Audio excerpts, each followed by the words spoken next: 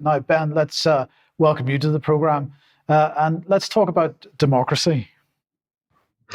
Absolutely. So, truth, justice, the global order, democracy itself are under threat. We're being told. The question is where from and what to do about it. Let's hear, first of all, from Rory Stewart. Who do you think is accountable for having truth in the next year and in the run-up to the election? Well, it's very, very depressing. And I think one of the sad realities is that, we feel an immense obligation to be optimistic. But, of course, I'm not a member of parliament anymore. And you can see this with President Obama. I mean, that's one of the saddest things, is that I feel that he seems to have almost given up. It's very difficult to work out what his political project is or how he's re-engaging. And this is partly about the media landscape. That very speech that, chilled me that Suella Braverman was making, her bet that she can win an election by turning the Conservative Party into the kind of populist party we have in Europe, of course, was the entire front page of the Daily Mail, congratulating her on whatever the phrase was, a wig-lifting, barnstorming, the greatest speech we've ever heard in conference. Right? And AI is going to make it much, much worse. Whatever problems of polarization, whatever amplification of the worst bits of human nature have been produced by Twitter and Facebook, it is as nothing compared to the way that bad actors will be amplified by AI before the next election. Now, this will be even more true in the United States, where $1 billion is going to be spent on this and where Trump is really going to go for this. Right? That US election will be determined by AI. But it will be true in all the elections around Europe very, very quickly within a few months.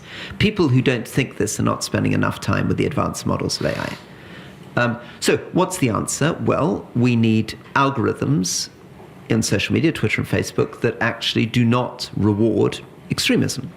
We reward people attempting to make more interesting arguments than center ground. We need newspapers who do not behave in this kind of reckless fashion. And we need AI to be very, very thoughtfully regulated almost immediately. So what's threatening democracy? Populism, polarization, artificial intelligence, which is only going to make things worse. Stewart thinks that the US election and many around Europe, including ours here in the UK, will be determined by AI. So I think it was a very interesting turn of phrase. Is that a warning or is that a threat from Mr. Stewart? What does he know about the plans for using AI to algorithmically interfere with our public debate? His view is that tech companies should be doing that. They should be suppressing extremist viewpoints, as he sees it, and amplifying people who are making more interesting arguments from the centre ground, maybe the non-partisan centre ground occupied by people like Rory Stewart, for example. He also thinks that AI needs to be regulated. We've heard a lot about that over the past few weeks. And all of this poses a very real and fundamental threat to something called democracy. So, democracy. And actually, Stewart also mentioned Obama, interestingly, and how saddened he was and how difficult it is to work out what Obama's political project is currently. What is Obama trying to achieve? And last week, Obama hosted his second annual Democracy Forum. And I sat through all 6 hours of this, so you don't have to. And in all honesty, it felt like a huge damage limitation exercise. They seem to be losing control of the narrative. The first thing to say is that Obama, like Tony Blair, does a fantastic job of making people forget the things that he's done in his recent past. He, after all, invaded 7 countries while he was president. He is one of the primary reasons for so much of the chaos that we see unfolding in front of us on a daily basis. But obviously, he didn't get into that at his Democracy Forum. I did pick up a few things, though. First of all, the involvement of the MacArthur Foundation, a philanthropic fund, in driving $500 million into local media in the US. you have a collapsing traditional media ecosystem across the whole of the United States. In fact, that's a global issue. Newspapers are dying, have been dying for quite some time. In the space that's been created, organizations like the MacArthur Foundation are sweeping in to inject money, to inject ideas into that ecosystem.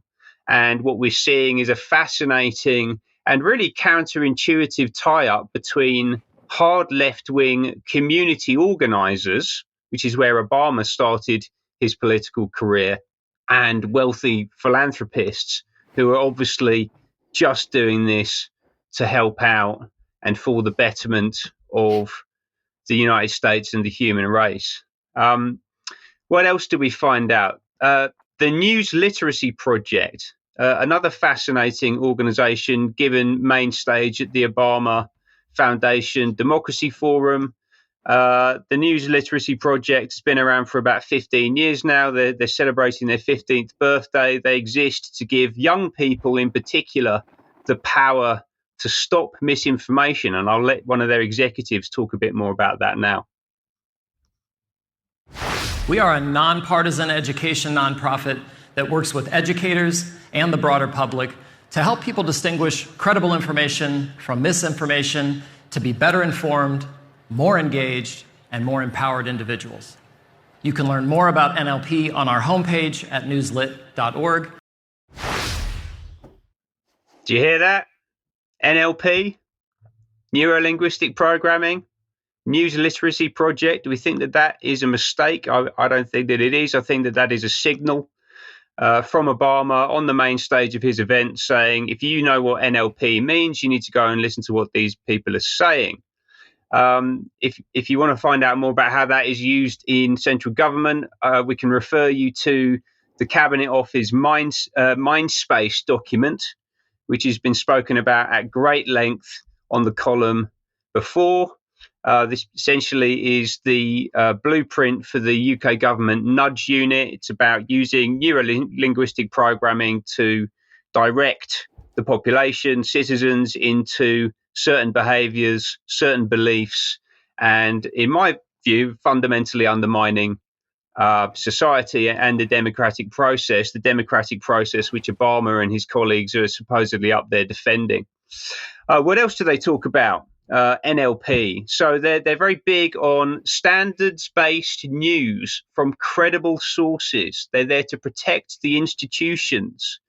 They want sources that demonstrate a commitment to transparency, accuracy, independence, being fair, presenting facts in the right context. It sounds so reasonable, sounds so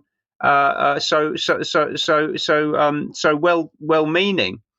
They have some advice for young people to deal with that one crazy uncle and his conspiracy theories. It's called PEP. You have to have patience, empathy, persistence. It's going to take time. You've got to respect their beliefs, but don't give up, right? This is incredibly patronizing stuff when you understand who it's being communicated from. They did some polling in the room, which was really fascinating, actually. They asked the people there at the event which headline, talking about the same story, demonstrates a concern for fairness and accuracy. The results were really interesting, actually. So there appears to be some dissent in the ranks, given the audience were all hand-picked and largely former Obama staffers. There was still 17% of them that went with the less favorable headline. And actually, when the news titles were revealed, the standards-based credible news source, the New York Times, obviously had the less critical headline, merely said that the Supreme Court lifts limits for now on the Biden officials' contacts with tech platforms, just simple contacts with the tech platforms, nothing to do with suppressing social media content as stated by Natural News and directly violating the First Amendment.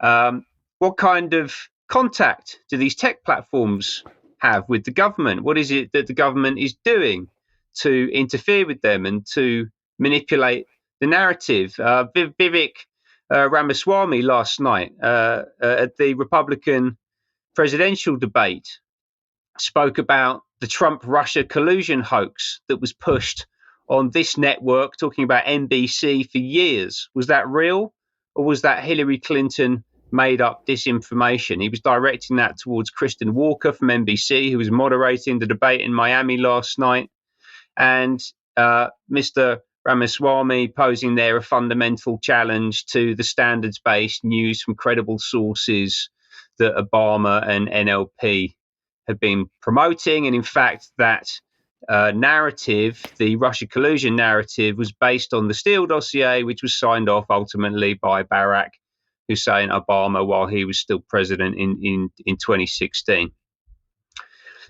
More democracy. So also the World Forum for Democracy took place last week in Strasbourg. Lots of democracy going on right now. It describes itself as a platform for political decision makers and activists to discuss the future of global democracy, particularly looking at experimental initiatives and practices that will contribute to the evolution of democracy. I found out about it on LinkedIn because it was attended by some representatives from this organization, the Democracy and Culture Foundation, which is another non-partisan, non-profit organization, who lead their website with this remarkable image. I have a voice, so why cover your mouth with a mask like that? Very strange. They've been engaging in a debate, as I said, about the future of democracy. Most democracies have separate branches, 3 distinct branches of power: the executive, the legislative, and the judicial branches. And the discussion at the World Forum for Democracy has been about expanding that. They've been examining a proposal to establish a 4th body of government composed of ordinary citizens, possibly chosen by sortition, which is something we've spoken about here previously, and I'm starting to see rear its head a lot more often in these conversations about the future of our system. So just to give us some insight into what that actually looks like, I've got a short film coming up from Art O'Leary, Chief Executive of the Electoral Commission of Ireland, speaking a little bit earlier this year.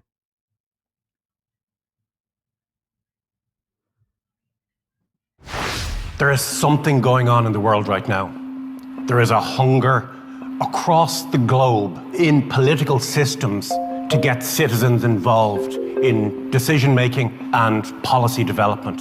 And citizens want to be involved in this role as well. I'm going to tell you a story about Ireland and its experience with citizens' assemblies. The level of inclusion and support to people to give their opinions and their values and to share that and for it to be considered and not shot down has been absolutely amazing. The 100 people that you have in the room have to be representative of your society, all of it.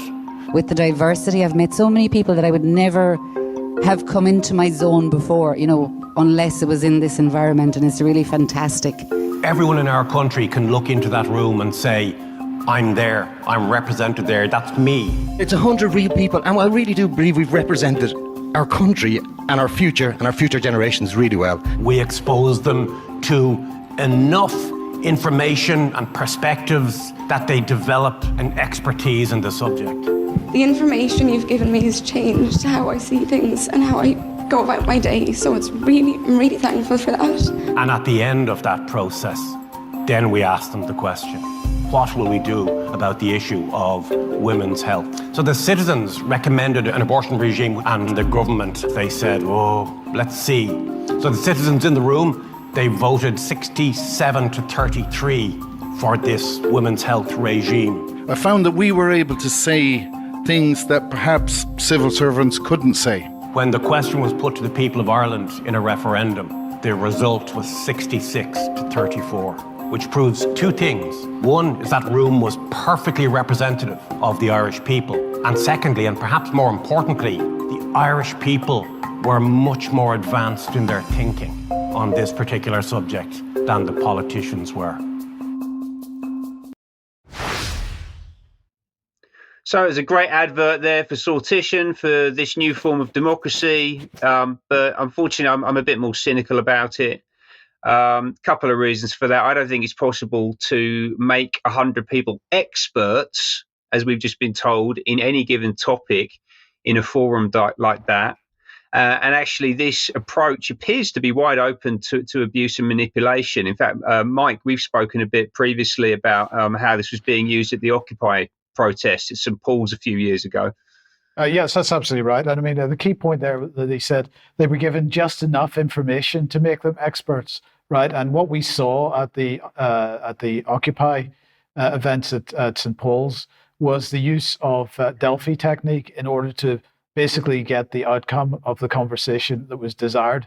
And if anybody doesn't know what the Delphi technique is, you should look it up. It's absolutely a key mechanism in these types of so-called participatory democracy. We'll just say using facilitators to control the whole environment in which the participants give their views. And the lady crying, as she said, "You've changed my whole world," shows the power of the psychology being used on these people.